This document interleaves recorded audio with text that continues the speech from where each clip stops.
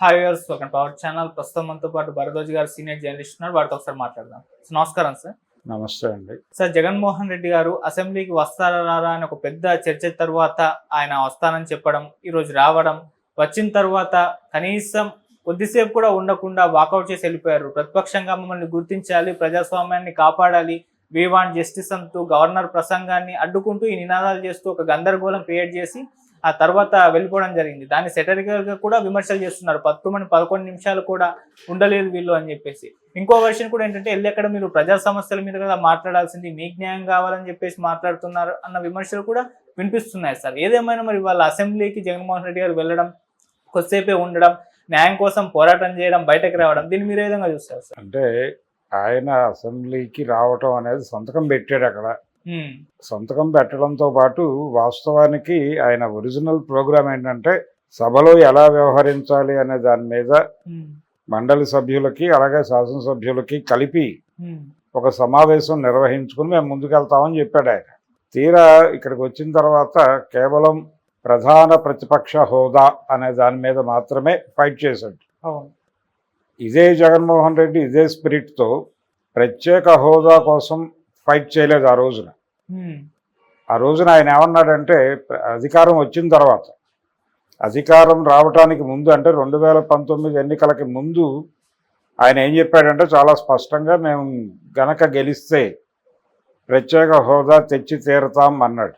తీరా గెలిచిన తర్వాత మొదటి ప్రెస్ మీట్లోనే ఆయన ఒక అద్భుతమైన విషయం చెప్పాడు. అదేంటంటే, మేం భారీ మెజారిటీతో గెలిచినట్టుగానే ఢిల్లీలో ఏర్పడినటువంటి ప్రభుత్వం కూడా ఎవరి మద్దతు అవసరం లేని మెజారిటీతో గెలిచింది. కాబట్టి అంత మెజారిటీతో గెలిచిన ప్రభుత్వంని వంచటం చాలా కష్టం. ఈ డిమాండ్ని ఆ ప్రభుత్వంతో అంగీకరింపజేయటం అనేది అంత ఈజీ కాదు. కనుక ప్రత్యేక హోదా తీసుకురావటం అనేది అయ్యే పనిలా కనిపించటం లేదు అని చాలా స్పష్టంగా ప్రకటించాడు. ఏది జగన్మోహన్ రెడ్డి ఎన్నికలకి ముందు ప్రత్యేక హోదా తెస్తాను అన్న జగన్మోహన్ రెడ్డి ఎన్నికలు అయిపోయిన తర్వాత ఇది వాస్తవం అని చెప్పాడు.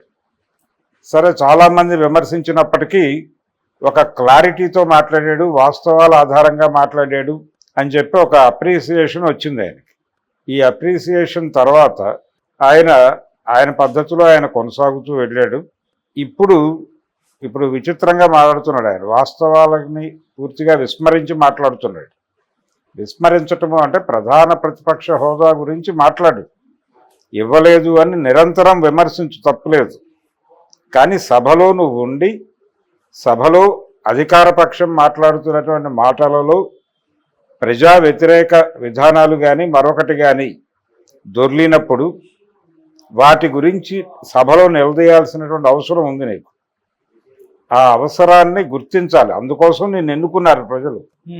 మీ 11 నియోజకవర్గాల ప్రజలు మీ మీద చాలా హోప్స్ పెట్టుకున్నారు, ఆశ పెట్టుకున్నారు, తమ సమస్యల్ని మీరు సభలో మాట్లాడతారేమో అని. కానీ మీరు సభలో మాట్లాడకుండా వెళ్ళిపోతే చేయగలిగింది ఏముంది? ఇప్పుడు ఆ నియోజకవర్గాల ప్రజలందరూ వచ్చి ఈ 11 మంది ఎమ్మెల్యేల ఇంటి ముందు జగన్మోహన్ రెడ్డితో సహా ధర్నాలు చేయాల్సినటువంటి పరిస్థితి తెచ్చుకునే వాతావరణం కనిపిస్తోంది. అంటే మీరు మా సమస్యల్ని సభలోకి వెళ్ళి మాట్లాడని పక్షంలో మీరు సభ నుంచి బయటకు వెళ్ళిపోతే, రిజైన్ చేసేస్తే మేము కొత్త శాసనసభ్యులను ఎన్నుకుంటాం. మా సమస్యల్ని సభలో వినిపించడం మాకు ప్రధానం. మాకు ఒక ఎమ్మెల్యే ఉన్నాడు అని చెప్పుకోవడం కాదు. ఆ ఎమ్మెల్యే ఎందుకున్నాడు, ఎందుకు ఓటేసాం మేము, అతను మా గురించి సభలో మాట్లాడతాడు. అతను సభకి వెళ్ళటం ఇష్టం లేదు అతనికి అనుకున్నప్పుడు మేమెందుకు భరించాలి అతన్ని? అందుకని రాజీనామా చేయండి. ఇక్కడ రీకాల్ చేసే అవకాశం లేదు. అందుకని మీరు రాజీనామా చేయండి అని వాళ్ళు వచ్చి వీళ్ళు ఎలా ముందు ధర్నాలు చేస్తే తప్ప వీళ్ళు వినే పరిస్థితి కనిపించడం లేదు. ఇప్పటికైనా ఆయన కొంత ప్రజానుకూల పద్ధతుల్లో వెళ్ళాలి. ఈయన ఎప్పుడైతే మొండిగా వ్యవహరిస్తున్నాడో అవతల వాళ్ళు కూడా ఈయన్ని టీజ్ చేయడం మొదలు పెడుతున్నారు. ఆ టీజింగ్లో భాగమే 11 నిమిషాలు కూడా సభలో లేడు అని చెప్పడం. ఈ 11 అనే ఫిగర్ని అంబోజ్ చేస్తూ రకరకాల కామెంట్స్ చేస్తున్నారు. వీటిని గౌరవప్రదంగా ఎదుర్కోవడానికి ఏం చేయాలనేది ఆలోచించాలి తప్ప మొండిగా తిరస్కరిస్తాను అంటే కుదరదు. తెలుగుదేశం పార్టీ అద్భుతమైన పరిపాలన ఇస్తోందని ఎవరు అనుకోవడం లేదు. అనేక లోపాలు జరుగుతున్నాయి. ఆ సూపర్ 6 ప్రాపర్గా అమలు జరగటం లేదు అక్కడ. అలాగే వాళ్ళు చెప్పినటువంటి అనేక విషయాల్లో వాళ్ళు ఏమాత్రము శ్రద్ధ పెట్టలేదు. పవన్ కళ్యాణ్ దగ్గరికే వస్తే ఆయన సుగాలి ప్రీతి కేసు కావచ్చు, లేకపోతే ఆ సెంట్రల్ ఇంటెలిజెన్స్ నుంచి నాకు వేలాది మంది అమ్మాయిలు కనిపించడం లేదని వచ్చింది, ఆ విషయం కావచ్చు, చంద్రబాబు నాయుడు గారు మాట్లాడినటువంటి అనేక విషయాలు కావచ్చు, వాలంటీర్లను మేము భద్రంగా చూసుకుంటామని చెప్పిన మాట కావచ్చు, అలాగే స్కూళ్ళల్లో జరుగుతున్నటువంటి మార్పులు, విద్యా విధానంలో వస్తున్నటువంటి మార్పులు, కార్పొరేట్ స్కూళ్ళకి ప్రత్యామ్నాయంగా ఏదో మేరకు ప్రభుత్వ స్కూళ్ళను నిలబెట్టడానికి జగన్మోహన్ రెడ్డి టైంలో జరిగినటువంటి ప్రయత్నాన్ని నిర్వీర్యం చేయటం కావచ్చు, ఇలాంటి అనేక విషయాల మీద మాట్లాడవచ్చు. ఇప్పుడు ఆ రోజున అమలు జరిగినటువంటి చాలా సంక్షేమ పథకాలు ఇప్పుడు రకరకాలుగా తూట్లు పడవడం జరుగుతోంది. దాని గురించి మాట్లాడు నువ్వు సభలో. వీటన్నిటి గురించి మాట్లాడటానికి ఎవరో ఒకరు కావాలని జనం కోరుకుంటున్నారు. కనీసం మీరైనా వాయిస్ రైజ్ చేయట్లేదు, వదిలేస్తున్నారు. అలా వదిలేసి మీకు ప్రధాన ప్రతిపక్ష హోదా ఇవ్వలేదు అనే ఒక పాయింటే పట్టుకుని గొడవ చేస్తున్నారు. ఇది ఎలా కరెక్టు? ఇది ఒక అంశం మాత్రమే. ఇది మాట్లాడొద్దు అని అంటలేదు. ఇది మాట్లాడాలి, ఖచ్చితంగా నిలదీయాలి. ఇన్ని స్థానాలు ఉంటే తప్ప ప్రధాన ప్రతిపక్ష హోదా ఇవ్వను అంటం తప్పే. ఉన్నటువంటి సర్కమ్స్టెన్సెస్లో ఇవ్వాలి.